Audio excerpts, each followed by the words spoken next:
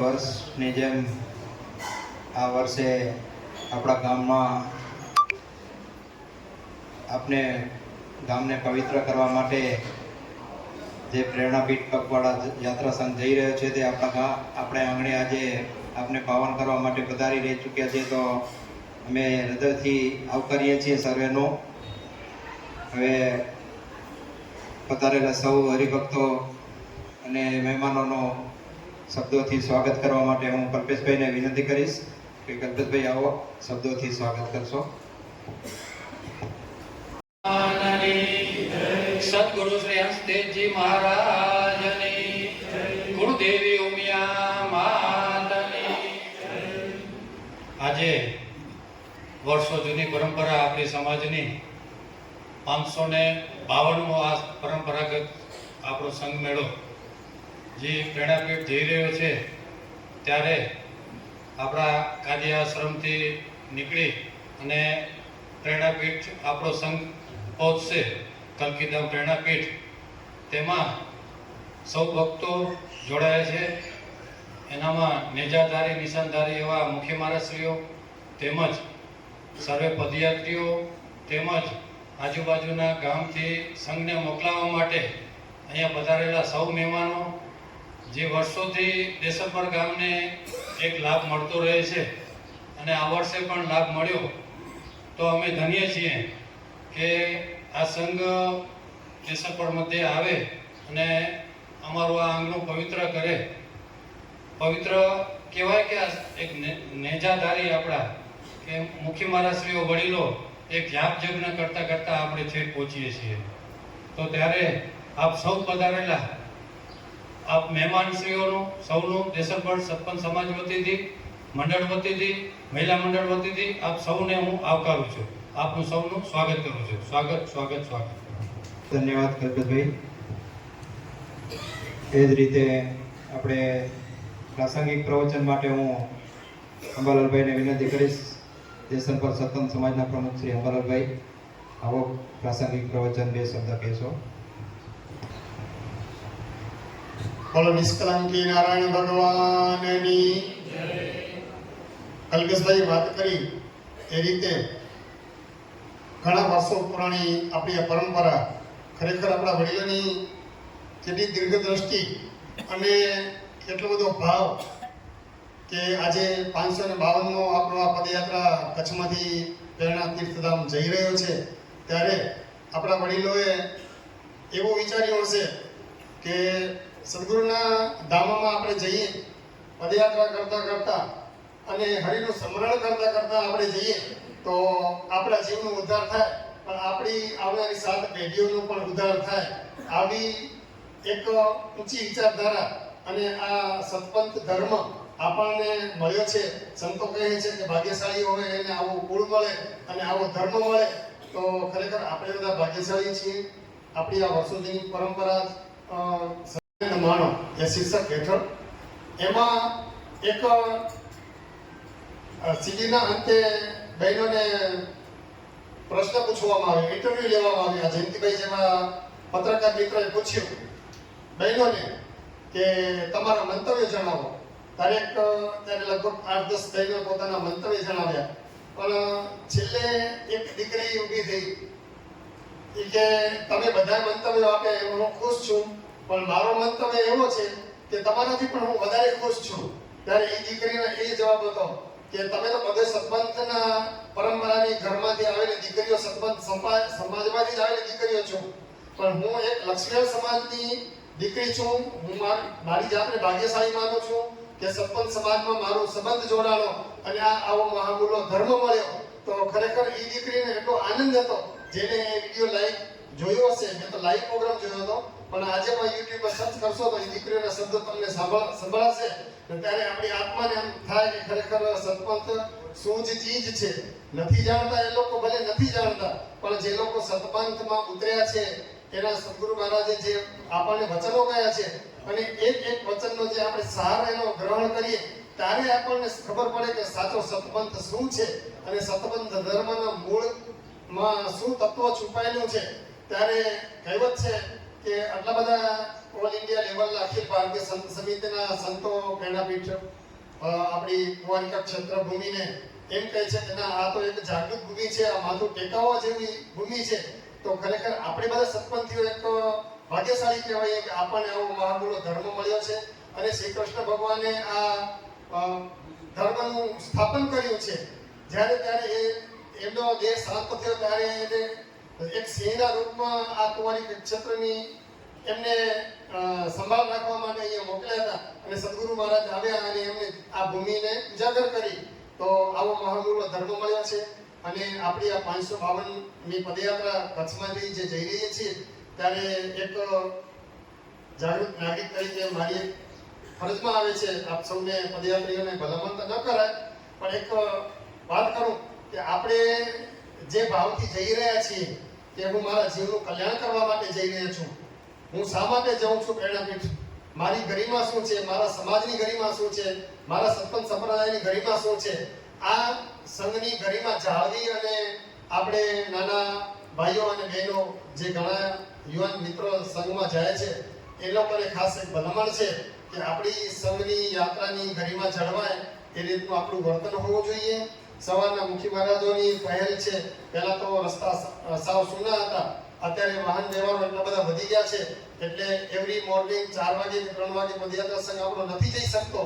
ત્યારે વડીલો બ્રહ્મ મુહૂર્તમાં વહેલા સ્નાન કરી અને જે જાપ જપતા એનું તો ફળ આખું ઓર હતું. પણ અત્યારે આપણે સમયને સાથે તાલ મિલાવીને થોડોક લેટ તો લેટ પણ આપણા હૃદયમાં એવો ભાવ હોવો જોઈએ કે અત્યારે અમે બ્રહ્મ મુહૂર્તમાં જ પદયાત્રા પ્રસ્થાન કરી છીએ અને યાત્રા સંઘમાં જોડાયા છીએ. તો આપણે હરિનું નામ સ્મરણ કીર્તન કરતા જઈએ અને નિર્વિઘ્ને આપણે ત્યાં આપણી જે નેમ છે કે આપણે પ્રેરણાપીઠ મુકામે સદગુરુ મહારાજના શ્રી ચરણોમાં આપણે માથું ટેકવવા જવું છે. તો આપણે એવી નેમ લઈને જઈએ છીએ અને સદગુરુને પ્રાર્થના કરીએ કે આપણી યાત્રા શુભ મંગલ રહે. એ જ અભ્યર્થના સાથે અસ્તુ. હરિઓમ. જય ગુરુદેવ. ખૂબ ખૂબ અભિનંદન અબ્બાલભાઈને. હવે આપણે વિશેષ સમય ન લેતા આપણે થોડીક વખત સત્સંગનો લાભ લઈએ. તો કલ્યાણપતિ પધારેલા મુખી મહારાજ શ્રી ગોવિંદ બાપાને વિનંતી કરીએ. કર્યું તો પછી બે કે સત એટલે સાચો ને પંથ એટલે માર્ગ. સતને સાચો માર્ગ આ આજથી નથી સતપંથ જેની ભગવાને પેલી સૃષ્ટિની જેની રચના કરી ને રચના તેથી પેલો સતપંથ ધર્મની સ્થાપના અને માતા ધરતીની સ્થાપના તેથી કરી. આજથી નથી હાલતો. એના નિયમ બદલતા આવ્યા, એના નિયમ બધા બદલ્યા પણ સતપંથ એ નહીં. ઘટપાટની પૂજા આપણે જે કરી રહ્યા વારી જગત ઘટપાટની પૂજા એ હાલી હવે પહેલેથી જ હાલી, આજથી નથી. કલ્પ વહી ગયા, જાયલા ફાયલા અર્જા ખલીફા 4 કલ્પ ગયા. 4 કલ્પમાં ભગવાને ખલીફા કલ્પમાં 4 યુગ બનાવ્યા. કરતા યુગ, ત્રેતા, દ્વાપર ને કલિયુગ. એમાં વાતું લાંબી હોય પણ ભગવાને એમાં 10 અવતાર લીધા. આપણે આમાં ભગવાનને માણસને કેટલા દીધા કે 84 અવતાર દીધા. માણસને એને 10 અવતાર લીધા, આપને 84 અવતાર લીધા. 9 અવતાર જતા રહ્યા એના અને આ 10મો અવતાર ચાલુ છે. પણ એમાં આપણે 84 જે દીધા કરતા યુગમાં આપણા 35 અવતાર હતા. 35 અવતાર હતા. એમાં આપણે જે હશે તે નામ ઓછા લેવાના હશે કે આપણે ઓછું બધું મનાવવું હશે એ આપણા 35 અવતાર કરતા યુગમાં કેમ જતા રહ્યા. એટલે આપણે પાસ ન થયા. માની લો કે પાસ ન થયા, આપણે પાસ થયા હોય તો આપણે આ જન્મ ને મરણના ફેરામાંથી છૂટી ગયા હોય. એ 35 ફેર ગયા પછી કરતા યુગની તેથી નરસિંહ ભગવાનના જાપ હતા. નરસિંહ જપાળના જાપ આપણાથી નહીં જપાણા જે થયો પછી એનો વારો પૂરો થઈ ગયો. પછી ત્રેતા યુગ આવ્યો, શ્રી રામચંદ્ર ભગવાનનો વારો આવ્યો. હવે રામચંદ્ર ભગવાનના વારામાં આપણા અવતાર 25 થયા ને એના અવતાર થયા 3. એ રામના વારામાં આપણે 25 અવતાર આપણા એ ફેલ જતા રહ્યા કે આપણો ઉદ્ધાર નથી થયો. હજી આવા ગૌનમાં જ હાલે આવી રહ્યા. પછી દ્વાપર યુગ આવ્યો, એમાં કૃષ્ણ ભગવાનના જાપ આવ્યા, કૃષ્ણ ભગવાનનો વારો આવ્યો. એમાં આપણા અવતાર હતા 16 અવતારમાં ભગવાને તેથી આપણાથી કૃષ્ણના જાપ નહીં જમાના જે વારા પ્રમાણે ભગવાન એમ કહે કે ઉગીને વંદીએ વારો એની આન, કાલે જે ખાઈએ એને ન કરજો આજ વખાણ છે. એટલે સૂરજ ઉગે એની પગે લગાય કે આથમી જાય એની પગે લગાય, એ તો આપણે બધા જાણીએ રહ્યા કે આથમી ગયા પછી પગે ન લગાય, સૂરજ ઉગતા એને પગે લગાય. હવે કૃષ્ણ ભગવાન ખરતા, રામમાં ખરતા, બધાએ ખરતા, બરોબર હતા, પણ એ વારામાં આપણે ભૂલી ગયા. એ આથમી ગયા. અત્યારે ઉગેલા સૂરજમાં આપણા ભગવાન નિષ્કલંકી ભગવાન છે ને સદગુરુ છે. તો એને આપણે કંઈક નિયમ દીધા છે. આપણે એ નિયમ પ્રમાણે જો નહીં હાલીએ તો હજી આપણા અવતાર બધા હજી ફેલ જતા રહેશે. 8 અવતારે આપણા આમાં ફેલ જતા રહેશે. પછી મહાદન આવેલો. આટલા સુધી ભગવાને એમ પૂછ્યું નતું તમારા પાત્રીયા જેવી આપણી કરણી હતી એ પ્રમાણે અવતાર આપણે દેતા આવ્યા. આપણી પૂર્વ જન્મની કરણી સારી હશે એટલે આપણે આ સત્સંગ ધર્મ મળે હોય, ઉચ્ચ કુળમાં મળે હોય, લાઈનમાં મળે હોય. ભગવાને ચોખ્ખું કહ્યું કે સતપંથ પદાર્થ ફળ તો પામીએ જો પૂરણ હોય આપણા પૂરણ વગર ન પમાય. ને સતપંથ સાચી વાત. પાંચે પદાર્થ ફળ તો પામો કે દિલ હોય આપણું પાપ. આપણે દિલમાં કચરો નહીં ખપે, ભાવ ખપે. કિંમત છે નહીં, ભાવની કિંમત. ભાવ લઈને અહીંયા કને ઓછું આવશે તો આવશે, પણ ભાવ લઈને આવજો. જે મંદિરે આવો ને એ ભાવ લઈને આવજો.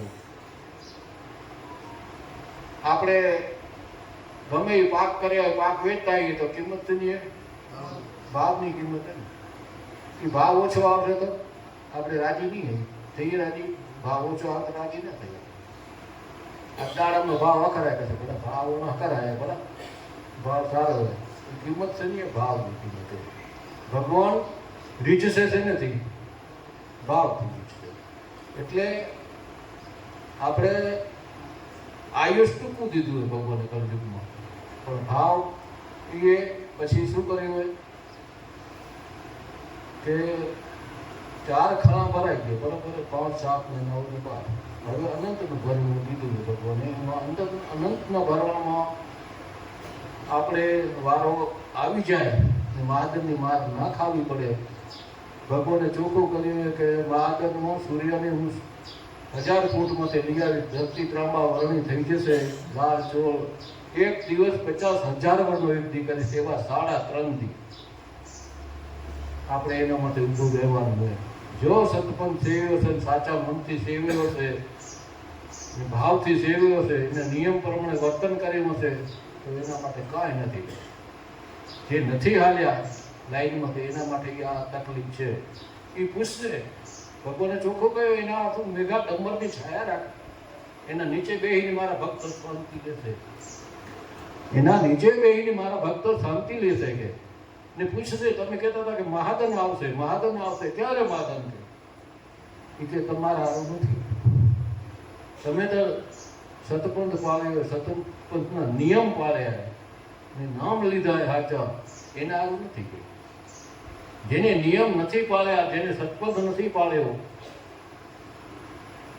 જેને નામ નથી લીધા, એ ચાલુ હોય આપણા.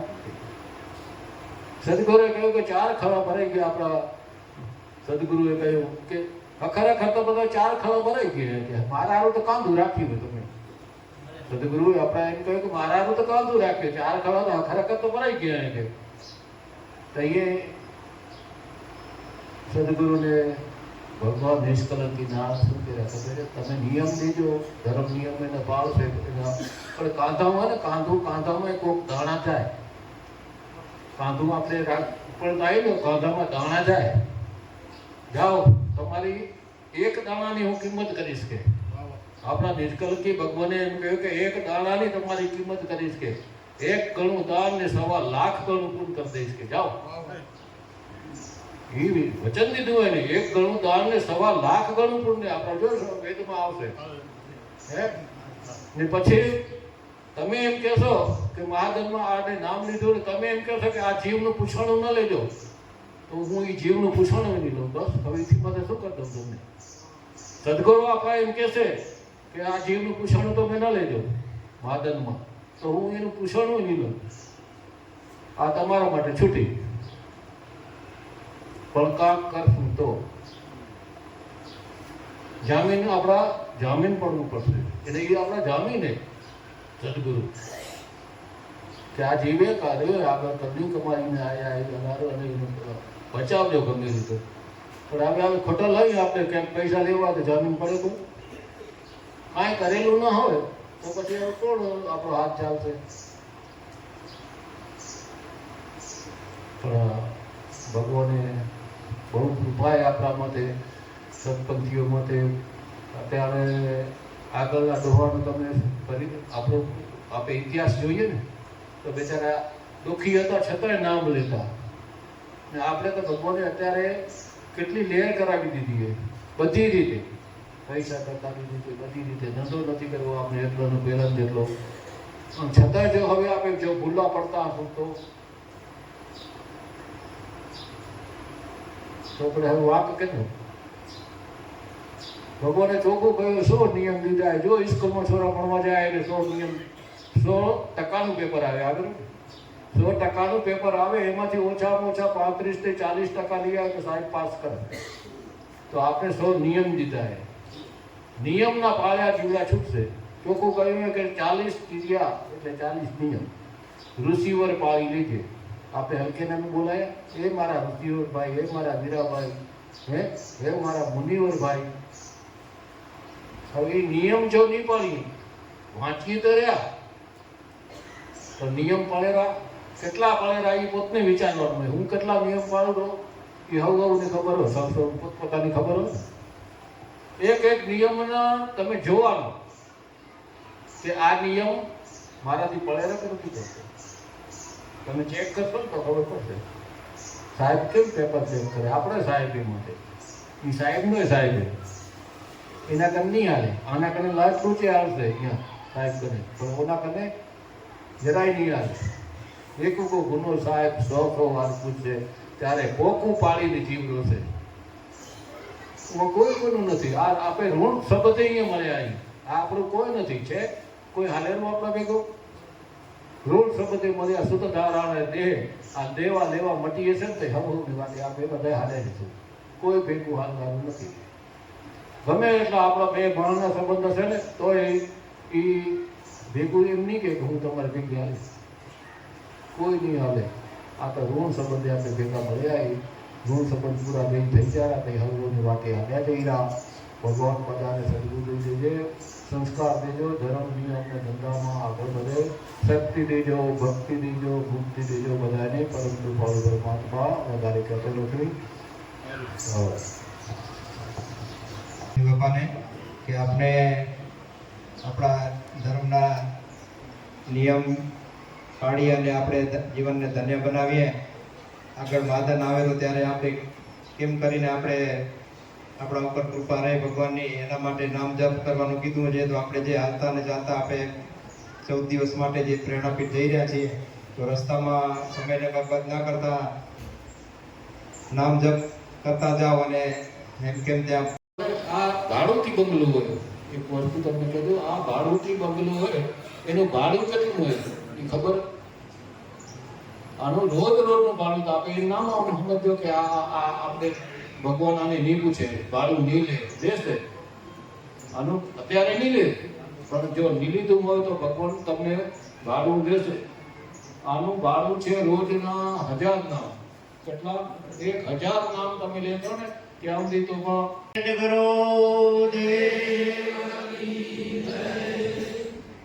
ગુરુજીના ગુણ ગાતા રહો અને હૃદય રાખજો વિશ્વાસ. પણ એક દિવસ ગુરુજી આવશે એ દર્શન દેવાની કાળ. તો ધજા દેખી હરિ હાંભરે અને દેવળ દેખી અમારા દિલ હરખાય. પણ દર્શન થાય સદગુરુદેવના ભવના બંધન છૂટી જાય તો કલશમાં કલા બિરાજે અને ધજામાં બિરાજે રૂપ પણ દેવળમાં હરિ બિરાજે ત્યાં હરિ હોય હાજરાજો ગુરુજી આવ્યા ને ગતમાં મેળો છે ગુરુજી આવ્યા ને ગતમાં મેળો છે. જાગો દીપમાં જાગે જ્યોત મુનિવરો હેતો ને ગોર નર આવ્યા છે જગો દીપમાં જાગી જ્યોત મુનિવાર ચેતોને ઘોર નર આવ્યા છે. તમે ગટ ને પાટ ને પૂજજો અમે ઘટાને પાટને પૂજાજો. તમે ગતમાં પૂજાશો આપા મુનિવરો હેતોને ગોર નર આવ્યા છે તમે ઘટમાં પૂજાશો આપ મુનિવાર ચેતોને ઘોર નર આવ્યા છે. તમે દશોંદ ગુરુજીને આલજો તમે દાસોંદ ગુરુજીને આપજો. એ તમારા ભર્યા રહેશે રે ભંડાર મુનિવરો હેતોને ગોર નર આવ્યા છે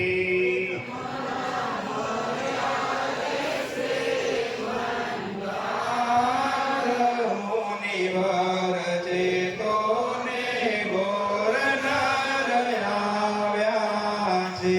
તમે બીજ શુક્રવારી પાળજો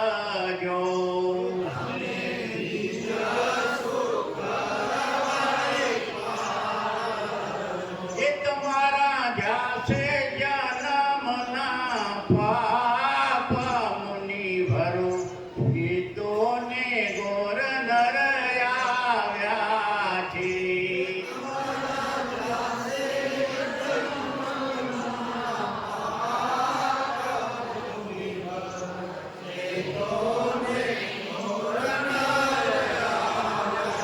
એ તમે નિષ્કલંકી નારાયણના જાપને જપજો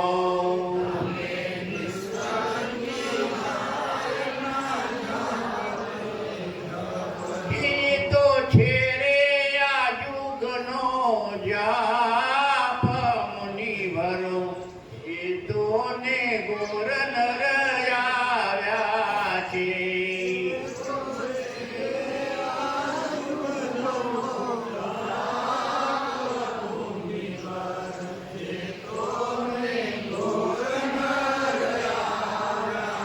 એ ગુરુ એક વિનંતી સાંભળજો ગુરુ એક વિનંતી સા